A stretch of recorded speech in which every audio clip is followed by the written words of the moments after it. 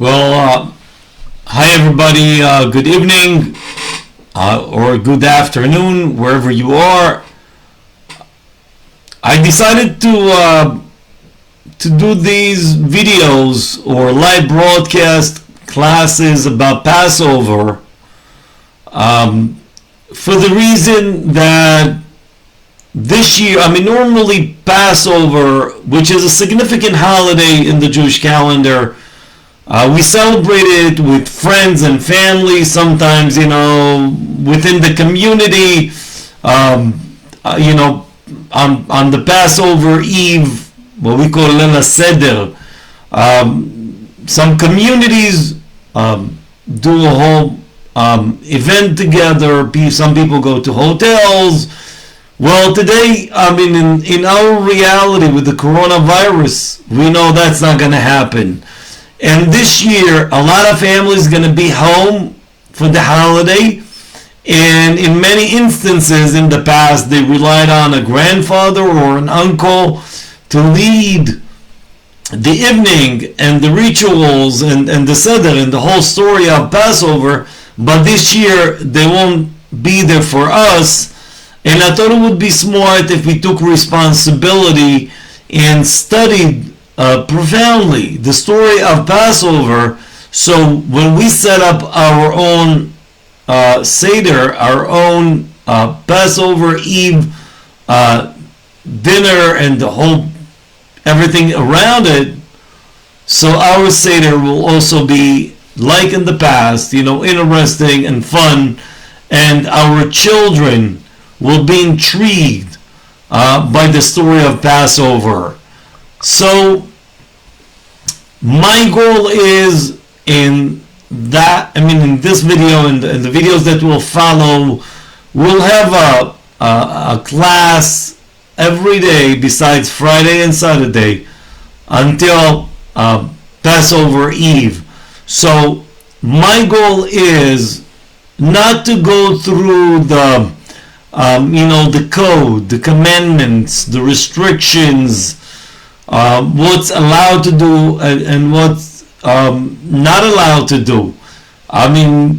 Each and every person can ask his local rabbi, or you can ask me privately, and I will definitely attend to it.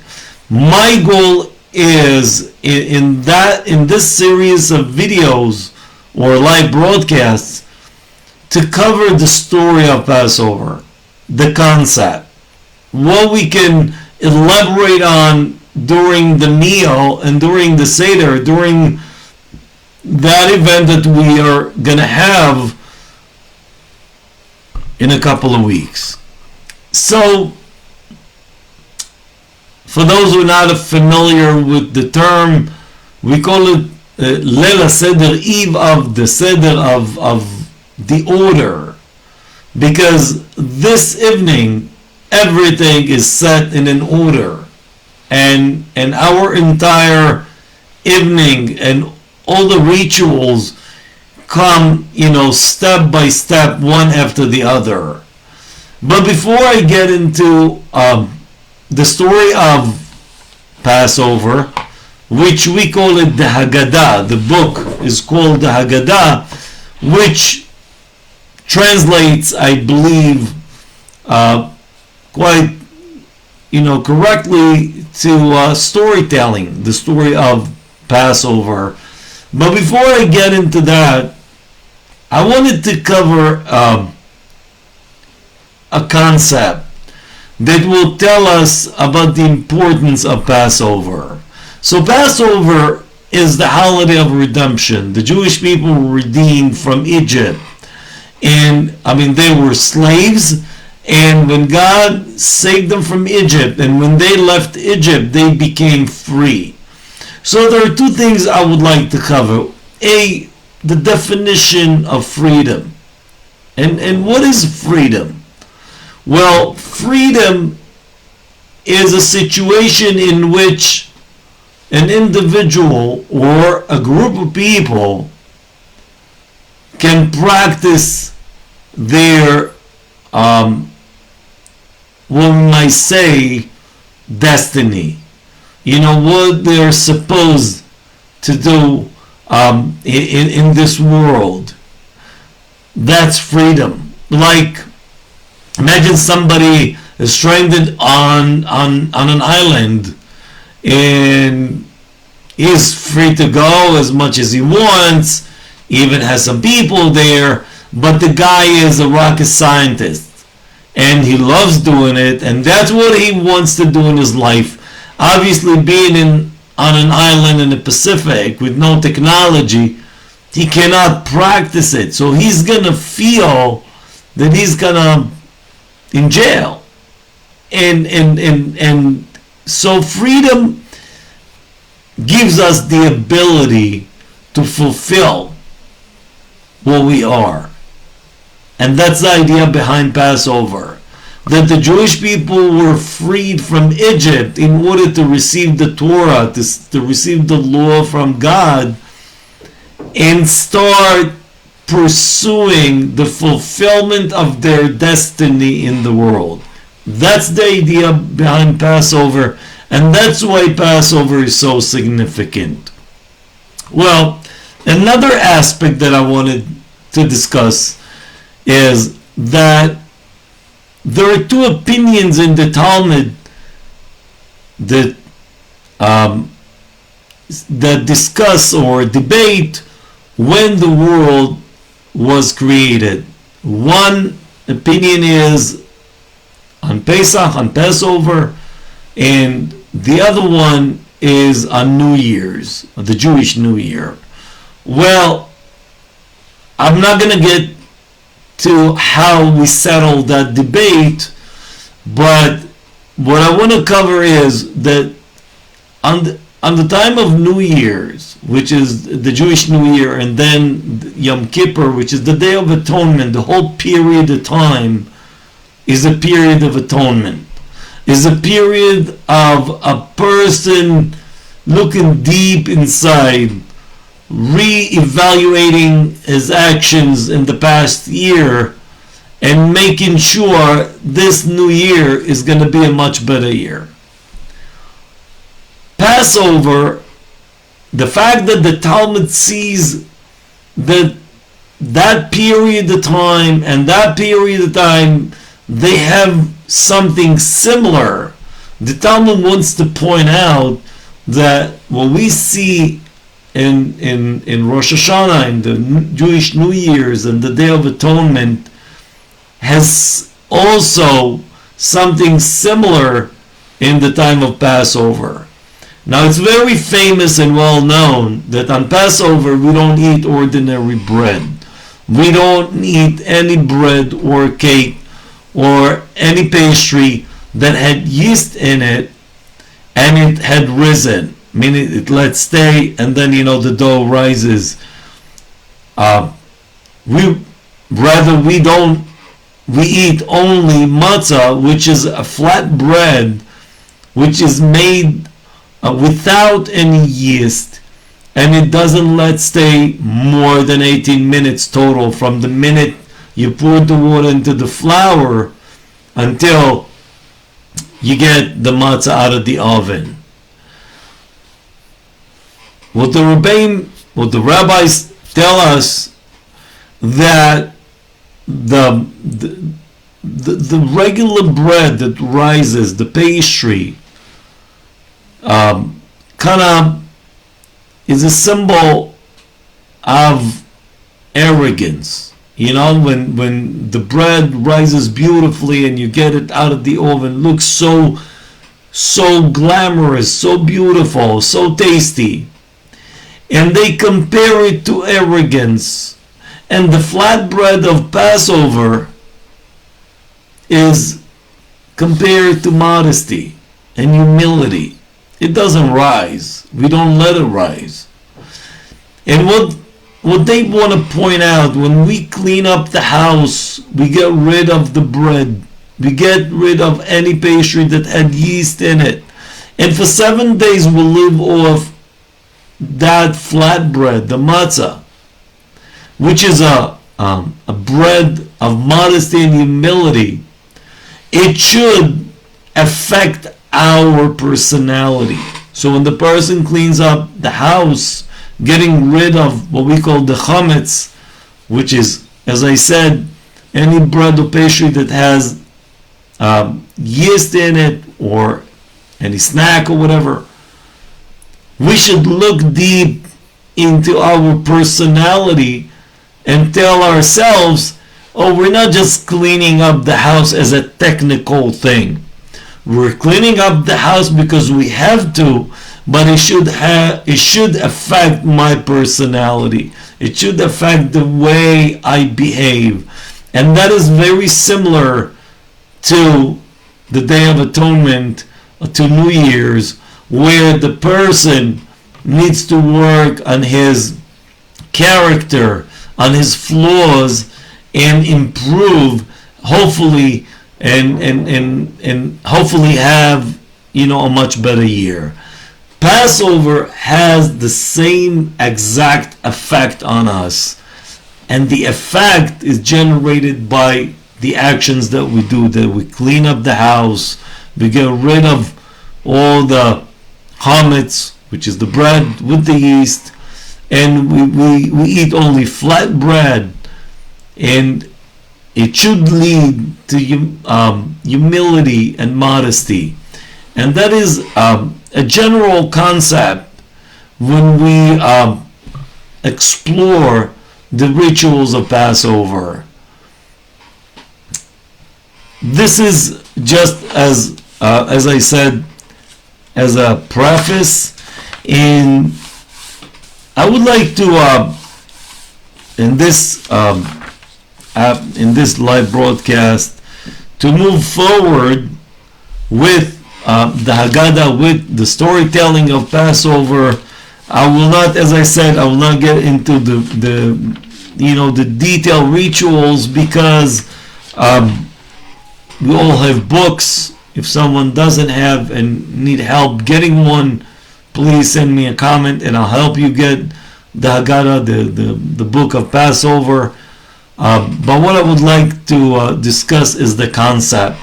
So in the beginning of the Haggadah, as they start the story of Passover, it tells us like this, and I'm translating: we left Egypt hastily, and this is the bread of the poor that our fathers, our forefathers who left Egypt ate.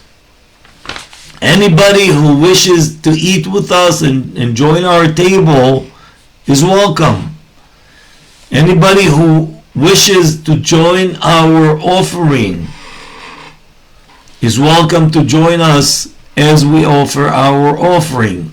Mind you, the main ritual in Passover was to bring an offering to the temple. Today we don't have a temple, but in the time of the temple, that was the main ritual of Passover.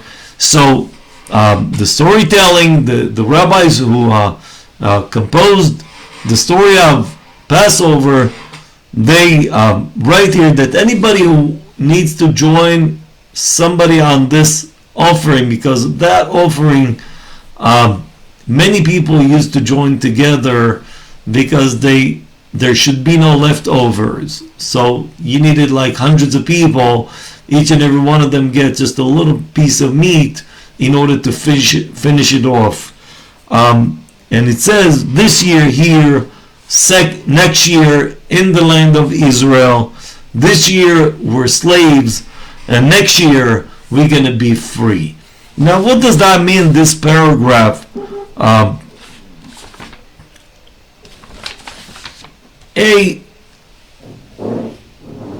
What this paragraph wants to do, it wants to generate interest and curiosity. The storytelling of Passover needs to be passed on to the children, to the next generation. How could we get them curious? How could we get them intrigued? So we show them this flat bread that is on the table, and we tell them, you see this bread? This bread, it's a bread. It's not the usual bread that you're used to, but that kind of bread the Jewish people who were let go from Egypt some 3,500 years ago, they ate this bread, and the reason is because they left Egypt hastily, in fast pace. They were not let the dough rise. They were asked to leave very quickly, so their dough didn't rise, and it didn't become a regular bread. It became a flat bread that doesn't rise, and that's the bread we eat today, just so we commemorate that event of Exodus when they left Egypt. But it also tells us that this year here, next year in the land of Israel, this year here, this year we're slaves, next year we're going to be free. And what is the meaning? Well, as I said, Passover is a very meaningful holiday. And in most of the rituals, almost each and every ritual of any holiday on the Jewish calendar was being performed at the temple. There were two temples. The second one was destroyed almost 2,000 years ago. It stayed about 400 years. And before that, the Jews went on an exile of 70 years. Before that, there was another temple, the first one, that lasted 400 years. Almost any religious ritual on the Jewish calendar was being performed at the temple. After the destruction of the temple, the center of religious life for the Jewish people ceased to exist. Unlike the first exile that lasted only 70 years, this second exile after the second temple, the sages, the great rabbis of that time realized it's going to be a very long exile. So they they created a whole sequence of rituals and prayers so the Jewish people will not forget their tradition and all the commandments and all the rituals. So the Haggadah, the story of Passover, was composed after the destruction of the temple. So what they say is, this year we hear, because many of them were scattered all over. The destruction of the temple was a devastating experience. Millions were killed and slaughtered. Hundreds of thousands of people were sent to the slave markets of Europe. Only very few stayed behind in the land of Israel. So what they say, this year our people are outside Israel. Most of the Jewish people were all over the ancient world. Next year we hope that we go back to the land of Israel and regain our independence. This year we're slaves, they were enslaved by the Roman Empire, but next year we hope to be free again. Obviously, they were hoping and they wanted to implant within the hearts of the people that redemption could come anytime, any day, any given moment, and we should never lose hope. It's a very powerful message also on a personal level that we should try to embrace, especially these times that are very complicated. In order to get where we want to get, in order to achieve our goals, in order to overcome our challenges, we should never stop hoping. We should never give up. We should never sink into despair. And that's the message they wanted to tell the people as they started the story of Passover. Imagine a person is sitting at home and his home is like very poor. He's scattered somewhere, I don't know, in Europe, and he has to tell his children the story of Passover, that Passover is the holiday of redemption. So the first thing that the sages of the Haggadah, of the Talmud, of the Mishnah, the sages that compose the Haggadah, the first thing they do, they implant hope within the heart of that person. If they don't do that, if he doesn't have any hope in his heart, how could he project, how could he deliver Passover to his children in an optimistic and lively, in a positive way? He won't be able to do that. So the first thing they do, they remind him by telling him, oh, tell your children that our forefathers, when they left Egypt, they left hastily, they were left like in a fast pace, they were like rushed out of Egypt. That's the bread we have, that's the reason we're here. Because they were saved then, but they were saved so quickly, they didn't even anticipate it. And now that we are enslaved, now that the temple was destroyed, now that we don't have any independence, next year we hope to be independent again. So the Haggadah, the story of Passover, opens up with a message of hope, with a message of freedom, with a message that tells the people who participate in this Leil Seder, in this holiday, that if you don't lose hope, you will be able to overcome the challenges, gain freedom, and fulfill your destiny.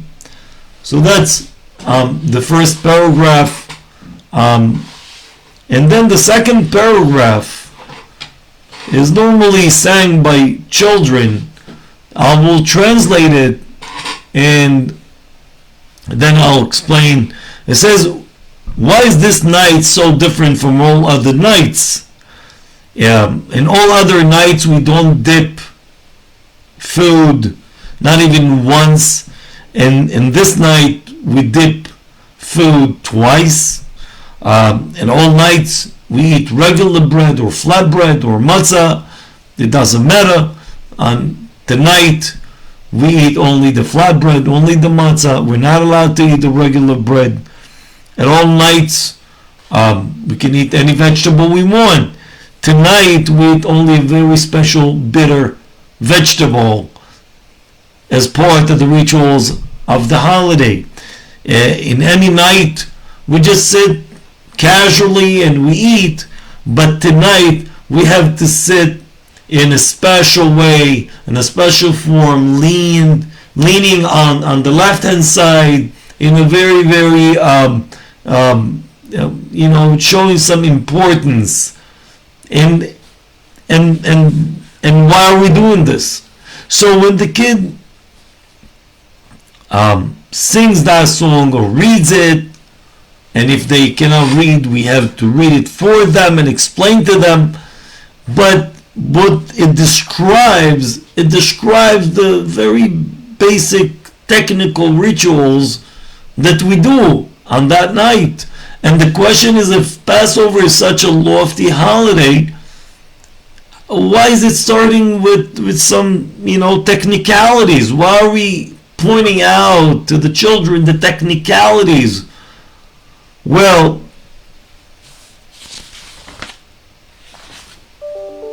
what the sages of the Talmud try to tell us, they try to give us some very practical and efficient tools when it comes to children education and raising children. What they're trying to say is, in order to get the child curious, intrigued, wanting to learn, you have to level up, with him. You have to talk, you have to speak his language. You have to talk in a simple language. You have to get him curious based on what he could sense. If we started the Haggadah, the story of Passover, with some profound explanations and describing some lofty experiences that the Jewish people had experienced leaving Egypt, well, it would have sounded like a fairy tale. That's at least, what the children would have perceived from it. We want the children, and we want the people participating in this evening to live Exodus, to experience it themselves as if it's happening right now.